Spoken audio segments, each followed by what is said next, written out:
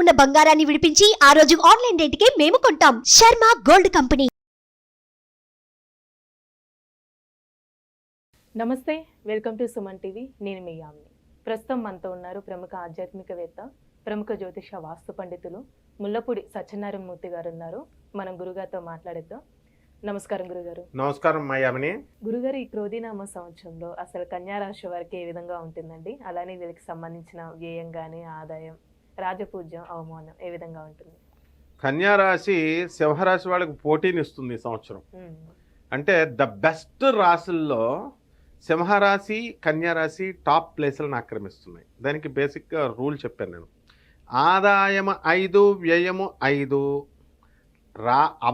రాజ్యపూజ్యము 5, అవమానం 2. ఇక్కడ 3, 5 వచ్చినాయి.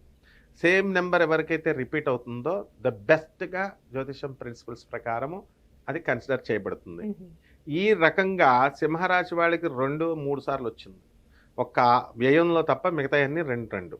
అలాగే ఈ కన్యారాశి వాళ్ళకి అవమానంలో 2 వచ్చింది, మిగతా అన్నీ 5 వచ్చినాయి.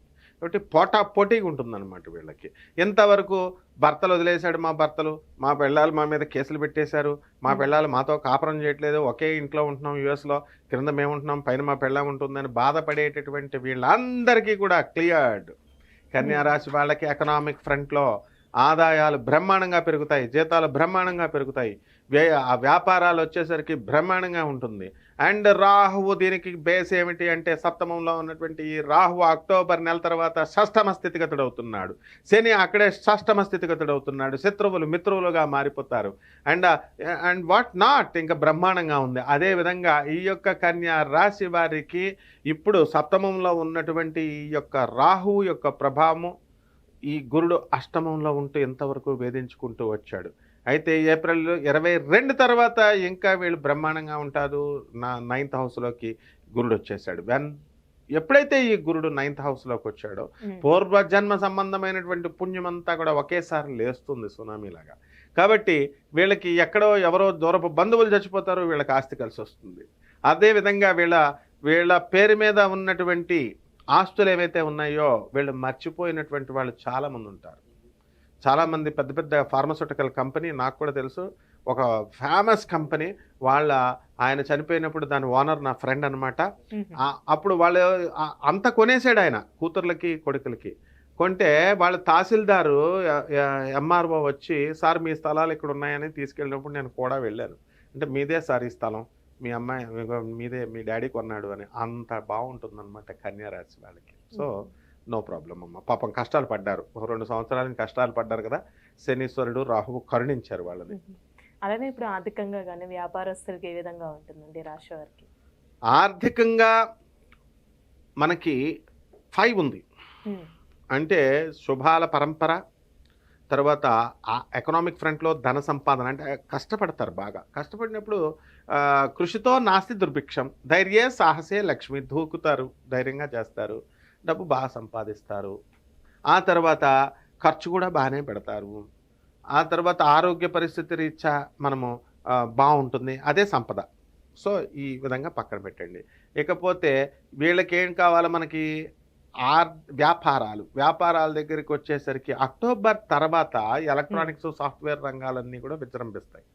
ఎడ్యుకేషనల్ ఇన్స్టిట్యూషన్స్ రన్ చేసేటటువంటి వాళ్ళు, హాస్పిటల్ నడిపేటటువంటి వాళ్ళు, కూరగాయల బిజినెస్లు చేసేటటువంటి వారు, వీళ్ళన్నీ కూడా బాగుంటాయి. రైతుల పరిస్థితి కూడా అత్యద్భుతంగా. అక్టోబర్ లోపల ఏముండదు, అక్టోబర్ 30 వరకు మళ్ళీ ఈతి బాధలే. అండ్ ఉద్యోగం, కన్యారాశి వాళ్ళు ఎంత గొప్ప వాళ్ళు అంటే, మేము ఉద్యోగం చేస్తాం, ఉద్యోగానికి అప్లై చేస్తాం అంటూ 4 సంవత్సరాల నుంచి అప్లై చేయకుండా కూర్చున్న వాళ్ళు ఉన్నారు. అటువంటి బ్యాచ్ అందరికీ కూడా వాళ్ళు అప్లై చేసేయడము అంత యాంత్రికంగా జరిగిపోతాయి అనమాట. వాళ్ళకి ఉద్యోగాలు వచ్చేయడము, జాయిన్ అయిపోవడము. అలానే వీళ్ళకి ప్రమోషన్స్ వచ్చే ఛాన్స్ ఉందంటారండి?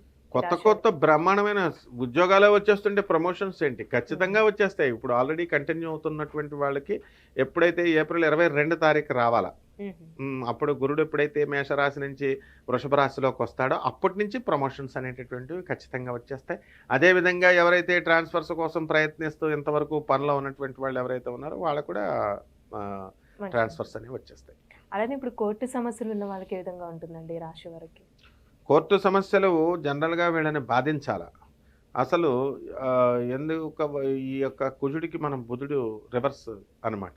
కానీ అవేమీ లేకుండా ఇక్కడ కోర్టు సమస్యల్లో వీళ్ళకి అనుకూలమైనటువంటి తీర్పులు రావడానికి అవకాశాలున్నాయి. కోర్టు కేసులన్నీ కూడా వైండప్ అయిపోవడానికి అవకాశాలున్నాయి.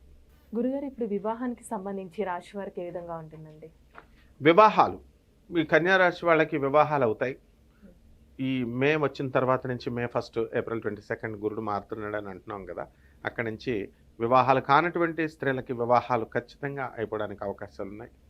అండ్ ఆ మగపిల్లలకి కూడా వాళ్ళకి వివాహాలు అనేటటువంటివి 3/4 మందికి అయిపోతాయి అన్నమాట. అలాగే మ్యారేజెస్ అయిపోయిన తర్వాత సంతానం కూడా వాళ్ళకి ఇన్ టైం సంతానం కూడా కలగడానికి ఎన్నో సంవత్సరాలుగా అవనటువంటి వాళ్ళకి అవ్వడానికి కూడా అవకాశాలు ఉన్నాయి. అంటే ఈ రాశి వారికి ఎలాంటి పరిహారం చేయాలండి అసలు? వీళ్ళకి జన్మంలో ఉన్నటువంటి కేతువు అక్టోబర్ 30 వరకు ఈ రాహుకేతువులు బాగుండలేదు వీళ్ళకి. కాబట్టి రాహు జపం, రాహు స్తోత్రాలు, రాహుకి కిలోంపావు మినుముల్ని, ఆవుపేట రంగు ఉన్నటువంటి వస్త్రాన్ని మనకి ఈ యొక్క శనివారం నాడు ఉదయం 8 గంటలకి పేద బ్రాహ్మణకి దానం చేయడం.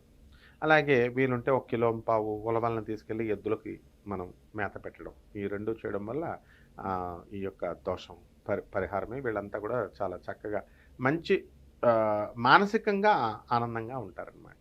చాలా చక్కగా తెలియజేశారండి. ధన్యవాదాలు. ధన్యవాదాలమ్మా.